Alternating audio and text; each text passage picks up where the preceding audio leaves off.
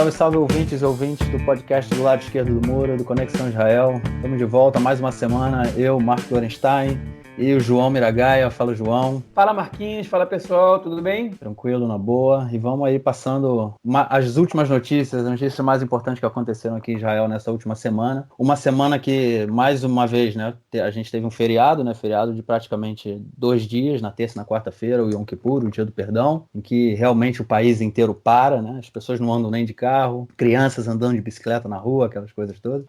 Mas aí a gente volta hoje, quinta-feira, último dia, o dia que a gente grava o podcast, último dia da semana, e as coisas explodem novamente, muita coisa acontecendo. Sobre as negociações da coalizão, que é um tema que mais chama atenção aqui no momento, a gente está aí, quando é que foi cair o governo, cara? O governo, o 20º no caso, né? Você lembra? Foi em dezembro, não foi? Foi final de dezembro que o último governo, que o Bibi derrubou o governo. Não foi final de dezembro, não. Acho que foi fim de novembro, início de dezembro. Isso, foi por aí. A gente tá aí quase um ano. A gente está aí há quase um ano, né, sem um governo. A gente está no segundo governo de transição, e a gente ainda continua aqui no que tem sido falado, né, a palavra em Yiddish, plonter, como é que chama isso? Num labirinto, né? Sempre me foge da tradução correta. Labirinto pode ser. O beco sem saída, né? Não tem o imbróglio político e a gente não consegue sair disso. Hoje está completando, já completou, né, na quarta-feira, 2 semanas que o Bibi recebeu o direito de montar a coalizão, né, do Reuven Rivlin, do presidente, e apesar de no início ter tido um contato entre o Likud, né, o Bibi, a equipe dele, né, e o Kahol Lavan, né, o partido do Benny Gantz, nada foi para frente, e no momento, assim, os dois partidos não estão tendo um contato em busca da formação de um governo de coalizão, que é basicamente a única forma de permitir a construção de um governo, né, aqui em Israel, né. A gente falou semana passada na questão do Bibi. O Bibi tinha decidido convocar primárias do Likud, né, e depois ele voltou atrás, e o que aconteceu aqui hoje teve uma reunião sobre da central do Likud, né. A gente falou sobre isso semana passada, que a central do Likud iria se reunir para poder decidir sobre as novas prévias que o Bibi tinha chamado. Só que aí a central do Likud não queria novas prévias, o Bibi acabou voltando atrás, e hoje teve uma reunião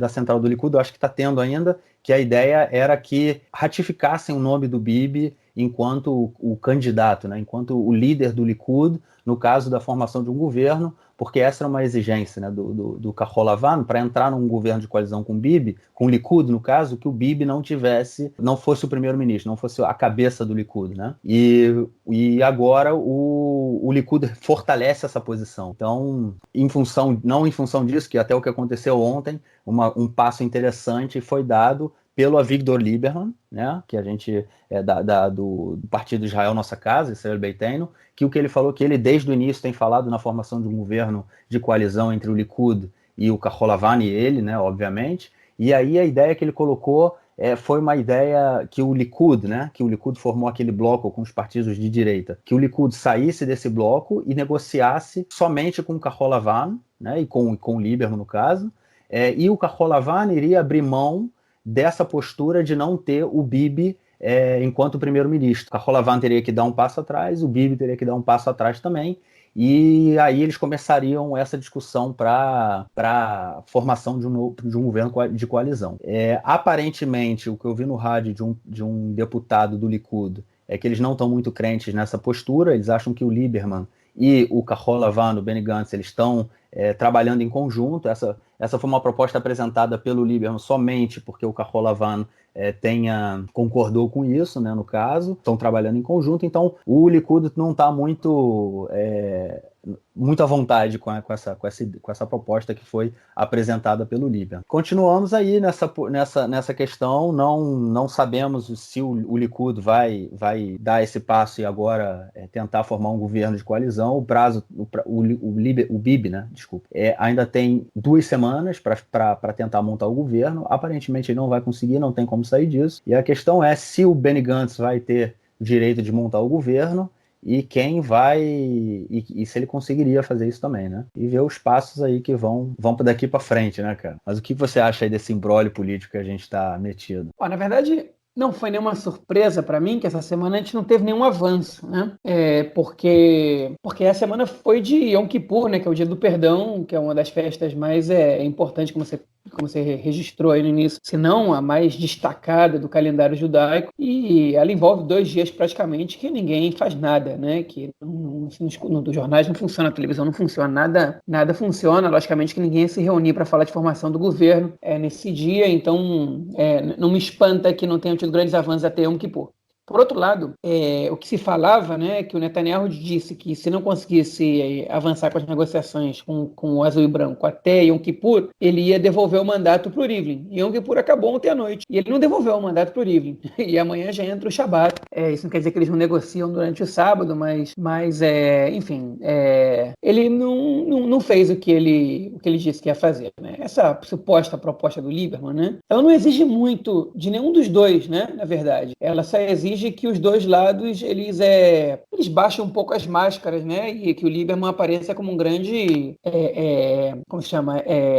Interlocutor entre os dois lados. Porque não é muito difícil para o Bibi nem para o Netanyahu desistir da negociação por blocos, né? Que ele diga para o bloco, ok, eu vou fazer negociação sozinho, eles podem considerar uma traição, mas a gente sabe que na política essas coisas vão e voltam. Isso não vai impedir o Netanyahu de, no futuro, fazer governo com eles, porque a gente sabe que o que importa na política não é como você se sentiu naquele momento, o que importa é o que você tem a ganhar e a perder em cada momento. E também não é tão difícil para o Azul e Branco aceitar essa exigência do Lieberman, que é muito próximo do que eles estão dizendo. Eles estão dizendo, se depois desse processo for registrado uma denúncia, uma acusação formal contra o Netanyahu, então ele não vai ser primeiro-ministro. Até lá, ele pode ser que seja, né? O que faltou que o Lieberman dissesse, que o Lieberman propusesse, é quem vai começar. Que aí é o principal imbróglio dos dois grupos, né? Eu diria que mais que os outros é quem começa sendo primeiro-ministro. Porque existe uma sensação de que quem começa não dá lugar para o outro. Pode ser que você derrube o governo no meio se você começa. Pode ser que, enfim, você pode ter os teus 2 anos e se você estiver muito popular, você vai lá, derruba o governo, tenta novas eleições para tentar governar sozinho depois, entendeu? Isso inclusive, foi uma das questões que o Kahol Lavan, Azul e Branco, colocou no período das eleições. Acho que foi antes dessas eleições, né? Que era essa questão de que eles não confiavam que o Bibi daria, né, faria a rotação no final. Pois ninguém confia em ninguém nessa história. O Netanyahu não quer não ser o primeiro, porque se ele receber a acusação, ele não vai ser primeiro-ministro. Né?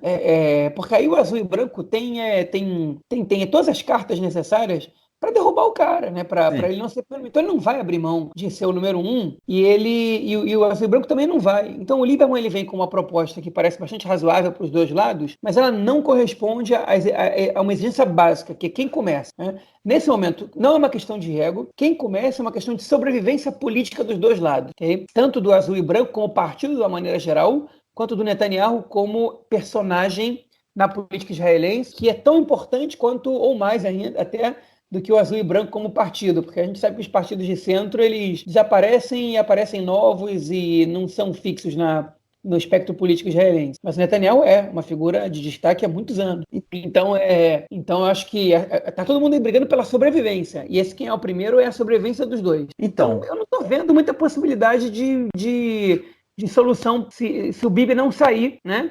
Ou se o Bibi não conseguir formar um governo sem o Azul e Branco. Olha só, é só uma questão que me vem à cabeça, e aí você falando do Bibi, né, sendo da importância dele e tudo mais. De vez em quando eu tenho a impressão que, aí usando um termo que usa aqui, enfim, eu não sei se usa no Brasil, que os dois lados subiram muito na árvore, eles subiram muito alto na árvore. E agora fica um pouco difícil de descer, porque a posição do Azul e Branco, enquanto o Bibi, de não aceitar o Bibi enquanto primeiro-ministro, eu acho que é uma coisa muito básica, porque eles construíram a campanha deles em cima disso, entendeu? Eu sei que é política e tudo mais, mas eu acho que eles é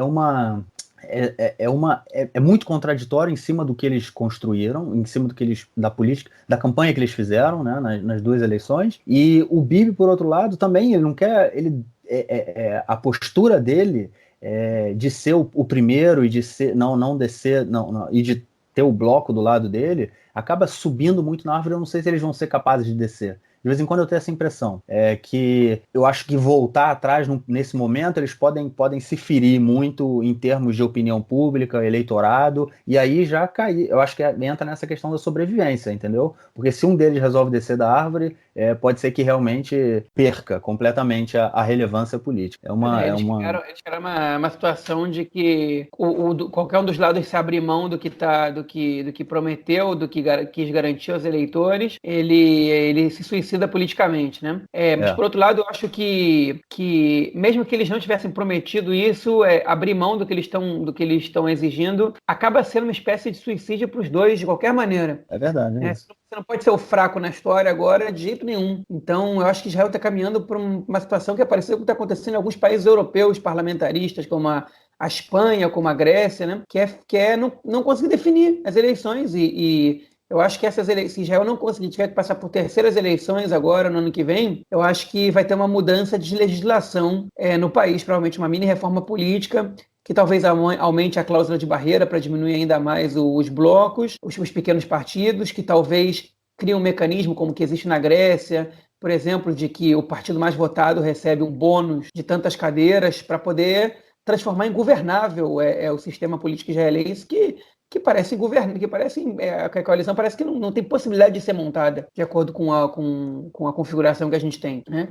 Mas isso não adianta a gente antecipar muito. Vamos ver o que vai acontecer agora, porque a gente pode se surpreender ainda. Eu acho que nada que a gente falou aqui agora é definitivo. Está fazendo uma correção, Marcos, antes da gente passar de ponto também? 24 de dezembro, foi decidida a dissolução da Knesset 20. Então, realmente foi no fim de dezembro, você tinha razão. Beleza, é isso aí. E tudo isso que a gente falou agora está ligado ao próximo ponto, que são as investigações, o depoimento do Bibi, né? Que acabaram essa semana, na segunda-feira. Na verdade, não houve nenhuma novidade nos depoimentos, não foi apresentadas muitas coisas novas, assim, tipo, que pudessem transformar o caso. E agora o que acontece é que a Procuradoria vai se reunir, né? Eu acho que o mais rápido possível a ideia, e para dar um veredito, né? Para ver se... Porque o Bibi, na verdade, assim, ele não necessariamente vai ser julgado, né? Agora a Procuradoria pode achar que, se as respostas que eles receberam foram convincentes, que o caso pode ser fechado, né? Ele pode não ser acusado, né? Não ser acusado, exatamente. Ele foi pré-acusado. Na verdade, a maioria das pessoas em Israel, elas não tem uma chance que nem o primeiro-ministro tem, de pedir um depoimento especial antes, né? De ser acusado, que é o shimua em hebraico. O primeiro-ministro tem essa possibilidade. Então, o procurador-geral, né, o Yoetz HaMishpati, ele pode não acusar o primeiro-ministro, pode não acusar o Netanyahu. Só que são 3 pastas abertas contra ele, ainda tem uma quarta que provavelmente vai chegar, que já chegou, na verdade, no procurador-geral. Ele tem que, o Mendelblit, ele tem que decidir se ele vai pré-acusar o Netanyahu ou não. Mas das 3, que ele não seja acusado em nenhuma delas, é muito improvável. Eu acho que principalmente no caso do jornal Yediot Ahronot, porque tem gravação do que aconteceu, né? Todo mundo escutou, ela foi a público. Tem gravação dele armando com o Noni Moses tipo, um acordo para ele ser menos criticado em troca de benefício para o jornal. Então é muito difícil. Ele já tem que agradecer que ele não foi indiciado por recebimento de propina ou de suborno, né? Porque ele foi só por fraude e quebra de confiança, se não me engano, que são coisas bem mais leves do que propina e suborno. Propina e suborno ele foi em outro caso, que foi com outro portal, com o Ala. Então, enfim, acho difícil demais que ele não seja acusado.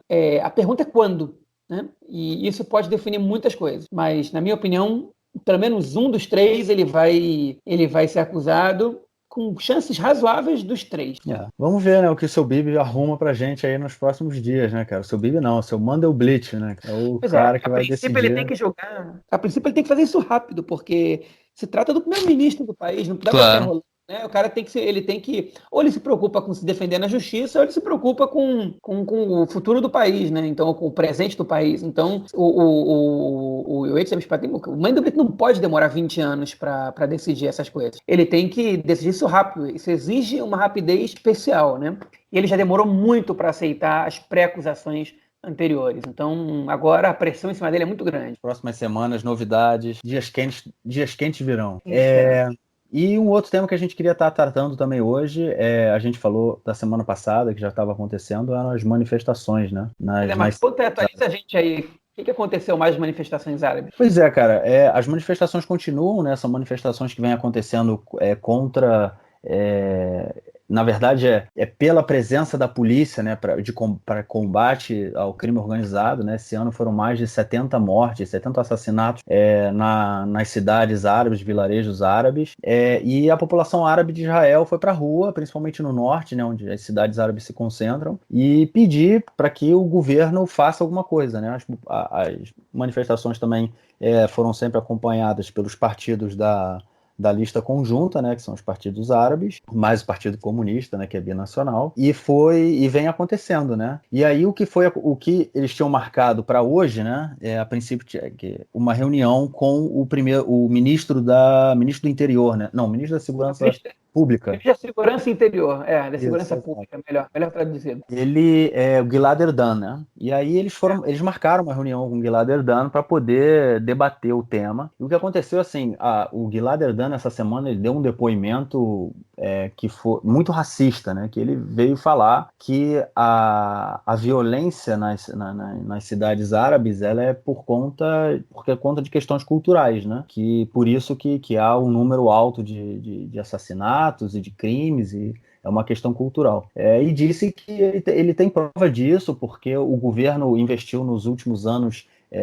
milhões de shekalim, né, nas cidades árabes, e isso é verdade, houve um aumento no orçamento do governo para essas regiões, e o crime não caiu, muito pelo contrário, o crime subiu. Então, a ideia, ele veio falar que era uma questão cultural e tudo mais, o que gerou uma série primeiro que inflamou mais as manifestações, obviamente, e também gerou muita indignação, né, principalmente dos parlamentares árabes, que não aceitaram a fala dele e falaram que não iriam se encontrar com ele hoje, né, na reunião que havia sido marcada, a não ser que ele voltasse atrás, e ele não voltou atrás, ele falou muito pelo contrário, entendeu? Se as lideranças políticas, os deputados não quiserem vir na reunião, a gente vai continuar, a gente vai trabalhar do mesmo jeito, com ou sem eles, e acabou que eles foram na reunião, os deputados árabes, foi uma reunião, manifestações aconteceram também no norte, eles fecharam a Kvish 6, né, que é uma estrada que vai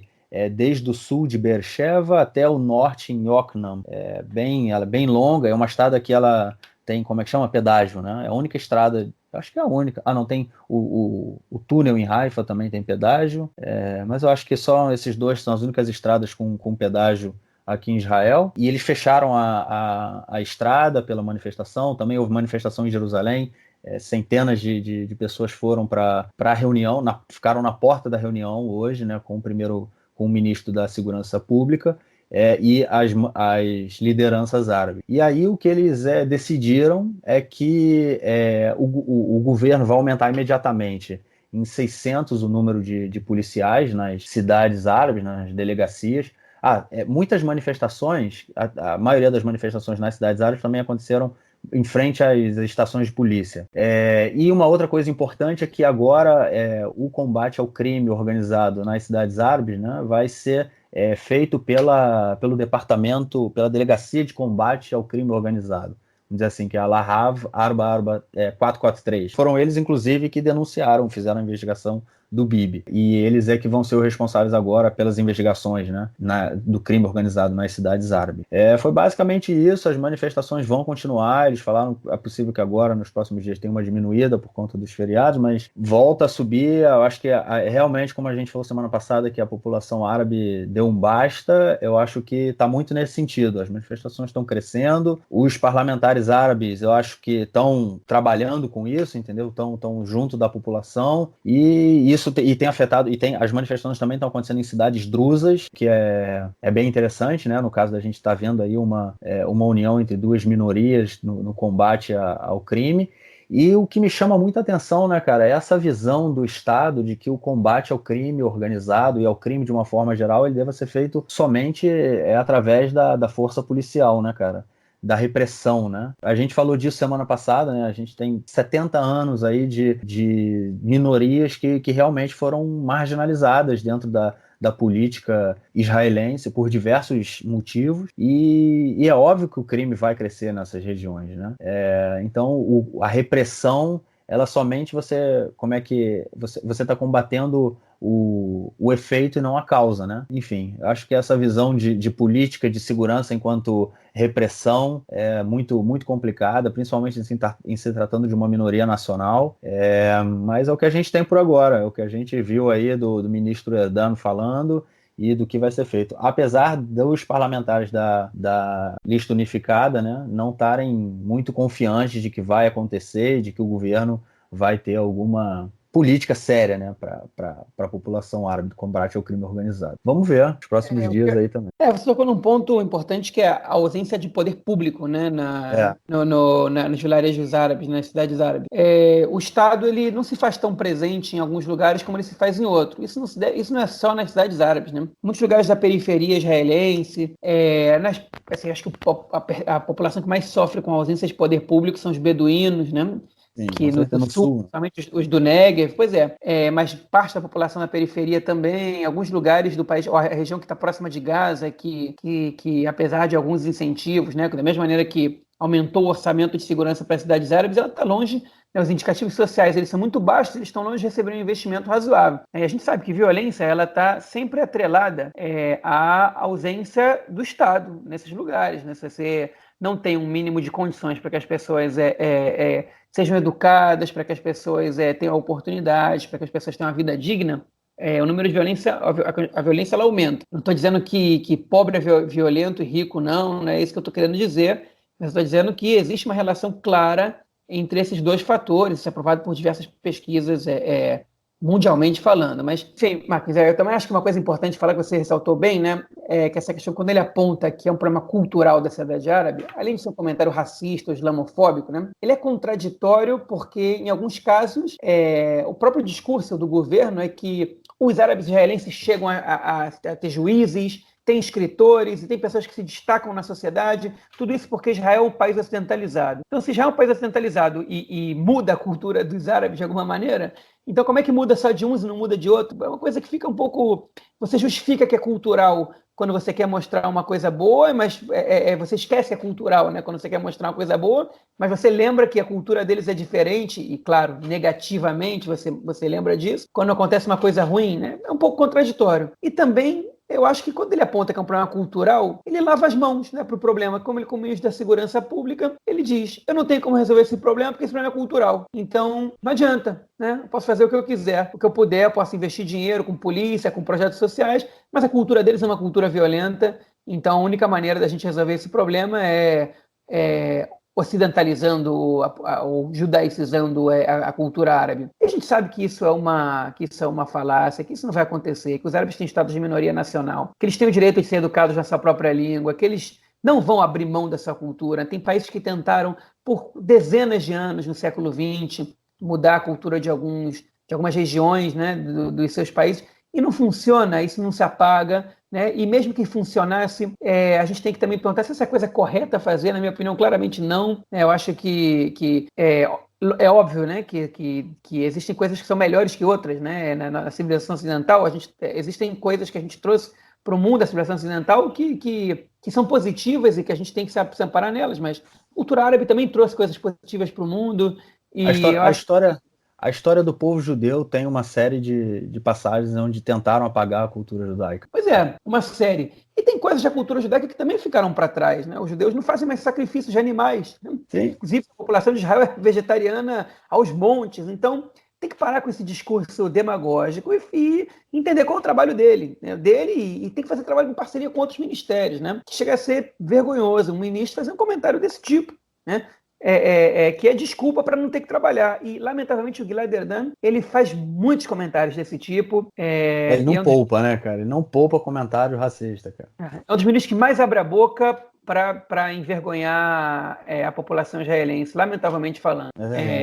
Então, enfim, não tem outro comentário para fazer. E vai continuar sendo ministro, caso o Likud esteja no poder, porque ele, se não me engano, é o número 4 da lista. O Bibi queria mandar ele para a ONU, né? Ele ia ser o representante israelense na ONU, só que isso foi no período antes das eleições, ele não foi, ficou. Ainda bem que não foi. Eu não sei o que é pior, cara. Eu não sei o que é pior, cara. Não sei o que ele faz e pior é falar, então acho que é melhor que ele não vá para lá falar. Mas vamos mudar de assunto, vamos chegar de falar do Gilad. Vamos falar de uma coisa positiva, né, cara? Ônibus no Shabat em Tel Aviv, cara. Que história é essa, cara? Olha, a prefeitura de Tel Aviv anunciou, né, que cansou de esperar pelo Estado e vai lançar linhas de ônibus no Shabat, né, no sábado, entre sexta-feira à noite e sábado à noite, quando não funciona o transporte público na cidade. E, pasmem, o ônibus será gratuito. Opa. Só não é perfeita essa iniciativa para a população em geral, porque, a princípio, só quem vai ter direito a esse transporte são os moradores de Tel Aviv. Hein? Vão circular na cidade 40 ônibus. Eles estão calculando que é um investimento alto nisso, eles não têm ao certo quanto eles vão gastar. Eles cogitam aumentar o número de linhas, ok? E eles estão tentando estabelecer diálogos com outras prefeituras para que essa iniciativa seja ampliada, principalmente no que chamam de Gush Dan, que é a região metropolitana de Tel Aviv. Tá? Agora, a gente precisa de uma breve introdução sobre o histórico do transporte público no Shabat em Israel. O transporte público, não existe nenhuma lei específica que limite, que proíba Israel de ter transporte público no Shabat. O que existe é uma decisão judicial que permite que as cidades, os municípios decidam se eles vão ter transporte público no Shabat ou não. Em relação ao transporte público interurbano, a decisão cabe ao ministro dos Transportes. Ou seja, não precisa passar nada para que isso aconteça. Algumas cidades elas já demonstraram interesse em ter transporte público no Shabat, só que a maioria das linhas em Israel, né, a grande maioria das linhas, na ampla maioria das cidades do país, elas são intermunicipais, porque as cidades em Israel são pequenas. Então, você fica dependendo muito do ministro dos Transportes. E o Israel Katz, que é o ministro do Transporte já há muitos anos, acho que ultimamente ele até renunciou para assumir o Ministério do Exterior, não tenho certeza. Mas ele é ministro do Exterior agora. Eu não sei se ele está acumulando duas pastas ou não. Não. Porque... Não está não. Porque foi bem quando o Bibi já tinha dissolvido a Knesset 20, então... O ministro é o Smotrich. O Smotrich, é verdade. O Bezalel Smotrich. É verdade. Ele é um cara que é radicalmente contra o transporte. O Israel Katz, ele se fazia neutro. Ele dizia que eles queriam respeitar o status quo, né? Que são as normas de religião e Estado estabelecidas pelo Ben-Gurion com o partido Agudat Israel, né? Que era um partido que existia até os anos 80, 90, que se juntou com o Degel Torá e virão hoje em dia o que a gente conhece como Yadut Torá, o judaísmo da Torá, que às vezes se traduz em português como judaísmo...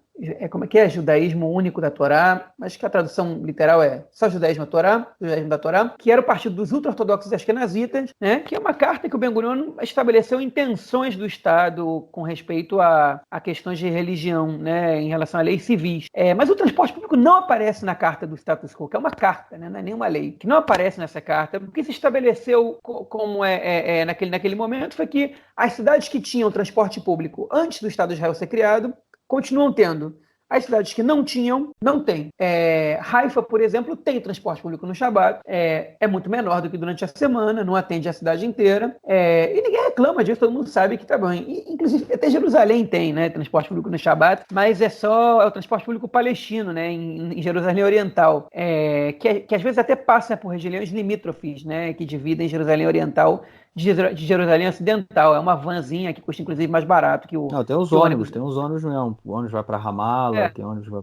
Pois é, os ônibus interurbanos também, mas tem uma iniciativa, e aí tem uma coisa também da lei, tem uma iniciativa em Jerusalém que ela começou também com o apoio de uma vereadora do Meret, e ela é como se fosse uma cooperativa que chama Shabbos, né?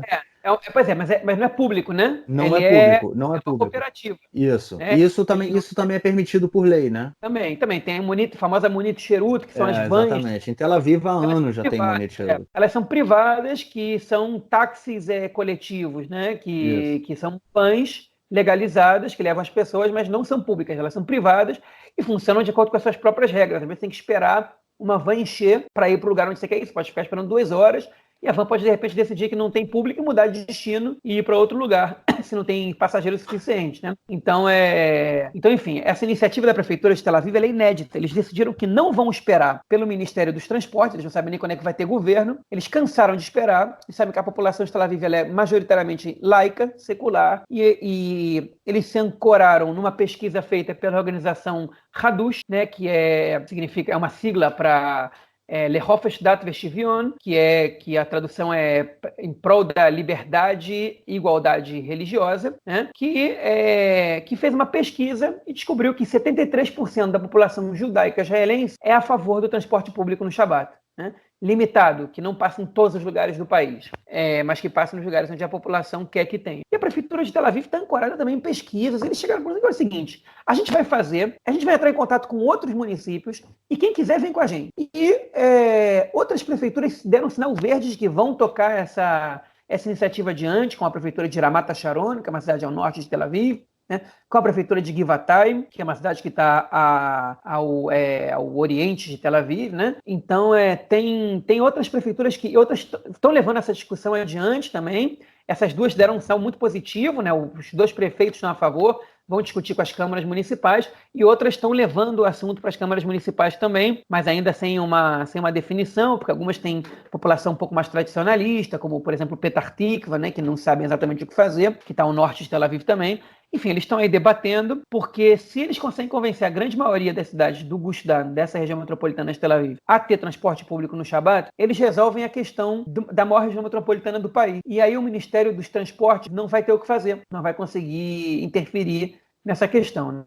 A razão pela qual o Israel Katz não quer transporte público no Shabat, e aí muito se cogita que é porque ele não quer desagradar o público ultra-ortodoxo. Mas existe um videozinho de uma organização chamada O Que Me Importa, Mark Patli, que a gente traduziu, a gente legendou alguns vídeos deles, tinha um deles sobre transporte público no Shabat. O link vai vir acompanhando esse podcast no Facebook do Conexão Israel, para quem quiser ver, que dá outra explicação. Vale muito a pena ver um videozinho muito interativo, muito dinâmico, que eles mostram a quantidade de dinheiro que envolve a proibição do transporte público no Shabat, com impostos sobre gasolina, com impostos sobre estacionamentos e mais uma série de coisas que enchem os cofres públicos em cerca de 30 bilhões de shekel, né, todos os anos. Então, principalmente do Ministério do Transporte. Então, esse é um dos principais, além do lobby dos taxistas, que é muito forte, né? O lobby dos taxistas é o quarto lobby mais forte dentro do Likud, por exemplo, e então tem muitas questões econômicas também que fazem com que a gente não tenha transporte público no Shabat.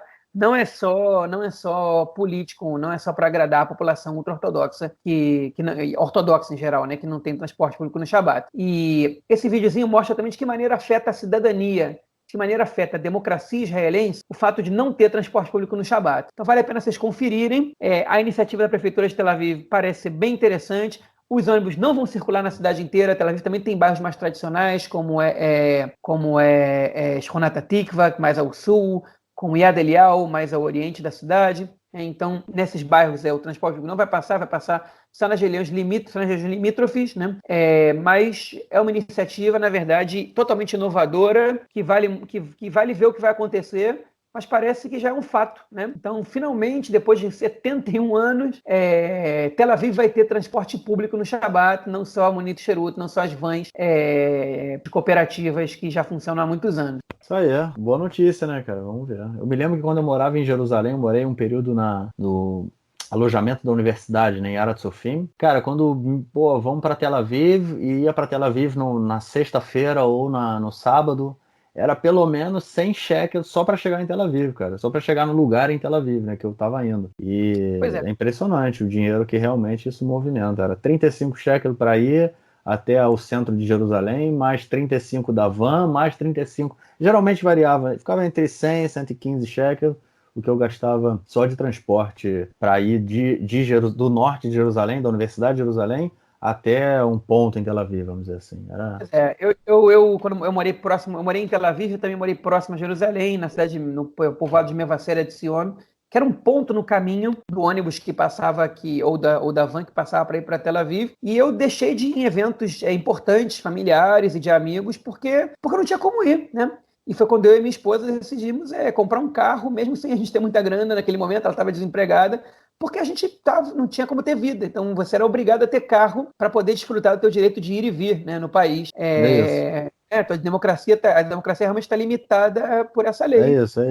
Tem gente que acha que Israel não pode ser um país igual a todos os outros, que tem que ter, que se tiver ônibus no Shabat vai ser igual a todos os outros. Eu acho que o ônibus no Shabat não não vai ser o que vai mudar o caráter judaico de Israel, não. Para mim, são outros fatores, principalmente a maioria judaica no país. Mas então, a gente passou por alguns momentos complicados ali, gastou muito dinheiro, porque carro em Israel é muito dinheiro, poluía o ar, né? Tudo isso para poder se deslocar e encontrar com as pessoas no nosso dia de folga da semana, né? Que é o Shabat. Então, eu acho que é uma iniciativa de tirar o chapéu para da prefeitura de Tel Aviv. Quando eu morei em Tel Aviv, por sorte, eu não sentia muito essa falta do transporte público lá, porque eu morava muito no centro da cidade, eu tinha bicicleta também. Mas quando chovia eu estava ferrado, porque o táxi é muito caro em Israel e eu pegava chuva para voltar, voltava a pé para casa, ou pegava chuva com a bicicleta, que inclusive é perigoso, né? Então, acho Pô, João, que... mas dias de chuva aqui em Israel é 3 dias no ano, cara. Olha, em Tel Aviv não é tão pouco, não.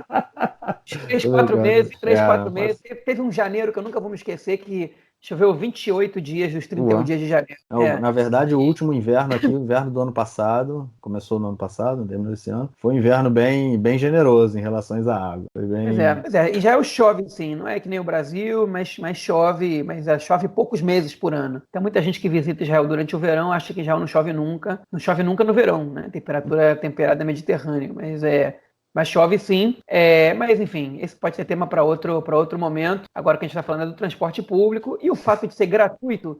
Eu acho muito legal, porque realmente quem precisa do transporte público é a população que não tem grana para ter carro, né? E o transporte público, enfim, em Israel ele é muito caro, né? Ele é um peso considerável no bolso de cada um. Não chega a ser o preço do táxi, que é ainda mais caro, nem do carro, muito caro também, mas é uma iniciativa muito legal que ele seja gratuito. Mas Então, tu sabia que também o Bolsa Transporte, né, cara? Porque agora eles botaram, tem o Rav-Kav, né, que é um cartão, né, que você usa unificado, em. não, bilhete unificado de Isso, é transporte, um não? bilhete unificado, exatamente. E ele, quando você faz a carga dele, a recarga, você coloca dinheiro, né? Ele te dá, tem uma política do governo, te dá 25% em cima do que você colocou. Se você colocar 100 shekel, você vai ganhar 125 shekel no cartão, Olha entendeu? só. É uma bolsa transporte. Pois é. Enfim, é bom também porque Israel o trânsito está terrível, tem muito carro na rua, né? A poluição aumenta quando isso acontece. A gente está num momento de discussão sobre a emissão de gases estufa e Israel o principal agente poluidor de Israel são os automóveis, né? Então, ter mais transporte público reduz acidentes, que as pessoas deixam de voltar para casa alcoolizadas dirigindo, porque não tem outra opção de como voltar para casa e, enfim, lamentavelmente tem gente que dirige alcoolizado, né? Diminui custos das pessoas com estacionamento também, e deixa as pessoas mais livres, né, para irem para onde quiserem, para o sujeito que não mora do lado da praia porque não tem dinheiro para pagar um aluguel ali perto, mas quer ir para a praia no sábado, ele tem que ter o direito de ter como chegar lá. Então, eu acho que transporte público é o público, né, e tem que ser para todo mundo, e não pode limitar, não pode ter correção religiosa e dizer, olha, tipo, aqui todo mundo é obrigado no Shabat a não pegar transporte público. Não pode ser assim, eu acho que é uma escolha. A religião ela é uma coisa privada, né?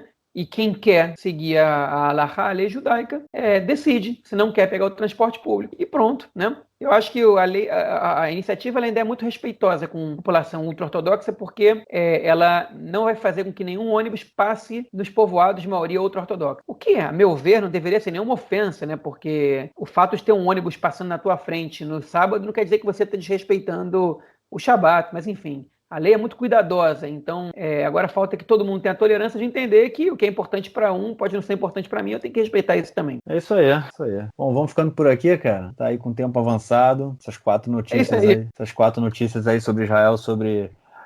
O que é engraçado é que eu ia falar o que aconteceu nessa última semana, mas é basicamente o que a gente ficou sabendo hoje, né? O que aconteceu hoje, porque a semana foi bem assim. E semana que vem também promete ser um pouco assim, porque a gente tem feriado no domingo, começando domingo à noite, né? A festa de Sukkot é no domingo à noite até segunda de noite, ou seja, é um feriadão prolongado. E é a época, a época dos Hagim, né? Que a gente fala, a época das festas, é assim mesmo. E vamos que vamos. Então aí um Hag Samer, né? Boas festas, Sukkot Samer para todo mundo. Vamos ir Hag Samer para todo mundo, um bom Rola Moed, né? Que é essa semana de folga que muita gente tem agora nessa semana de Sukkot. Enfim, que a gente na semana que vem tenha boas notícias para dar, que nem parte das notícias que a gente deu hoje. É isso aí. Valeu, João. Um grande abraço. Abraço, até mais. Tchau, tchau.